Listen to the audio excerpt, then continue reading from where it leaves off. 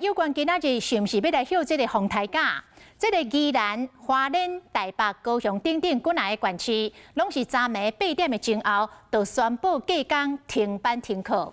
那台中、彰化、南投、云林甲嘉义市本地是无要休，是一直到深夜11点外，才搁临时变动改休困。其中这个嘉义市是一直拖到翻点的12点04分才来宣布，结果是由市民骂甲丙。讲唔知影市长黄敏惠到底是咧惊啥？市长是解释讲，因为风台的路线搁压落来南平，才会紧急来做变动。来看嘉义市长黄敏惠面册普文通知7月20日停止上班上课，只是这个时间已经是半暝12点04分。请头讲无停班无停课，结果到3加半暝搁改。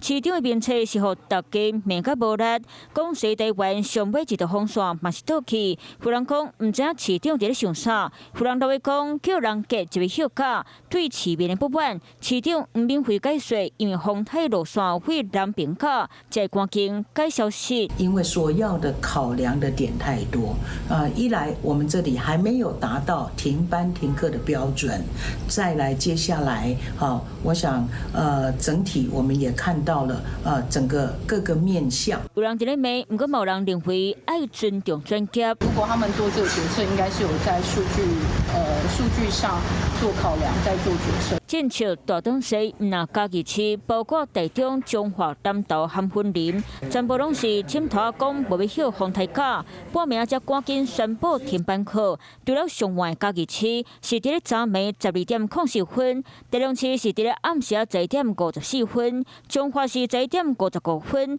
南投是11点45分，云林嘛是11点13分，其中彰化县是伫咧11点55分才宣布，县民嘛感觉真晚。应该都是起床的时候才能看到的啦。不用上班上课就对了。对啊，都来不及了。今天早上一起床的时候，突然宣布说，2个彰化都是停班停课，有点错愕。特别风台假内各县市是加强戒备，若到要休假，对每一个首长来讲是头壳摸咧烧，不过一切拢是以民众安全为优先考量。Hello， 我是蒋欣梅。想要抢先掌握最及时的新闻资讯吗？赶快订阅、按赞、开启小铃铛，锁定华视新闻 YouTube 频道。